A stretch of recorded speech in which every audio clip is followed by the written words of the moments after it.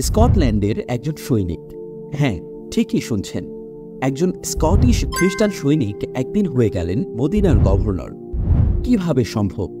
নবী সাল্লাল্লাহু আলাইহি ওয়াসাল্লামের শহরের গভর্নর একজন ইউরোপীয় খ্রিস্টান যুবক। গল্পটা শুরু হয় 1793 সালে স্কটল্যান্ডের এডিনবার্গ শহরে। দারিদ্র্যের মাঝেও স্বপ্ন ছিল বড় কিছু করার। মাত্র 11 বছর বয়সে সে সিদ্ধান্ত নিল সৈনিক হবে। নাম তার থমাস কিথ। 3 বছর পরে তাকে পাঠানো হলো মিশরে। যুদ্ধ হলো মুহাম্মদ আলীর বাহিনীর সাথে, কিন্তু ব্রিটিশরা হেরে গেল।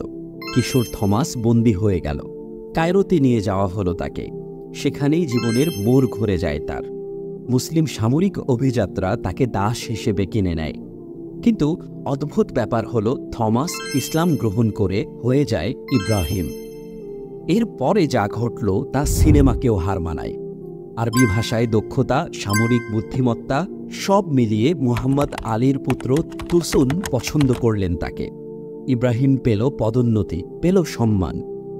1812 সালে নববীর শহরের দিকে যখন সৈন্যবাহিনী অগ্রসর হচ্ছিল, তখন ইব্রাহিম প্রথমবার মদিনা দেখল।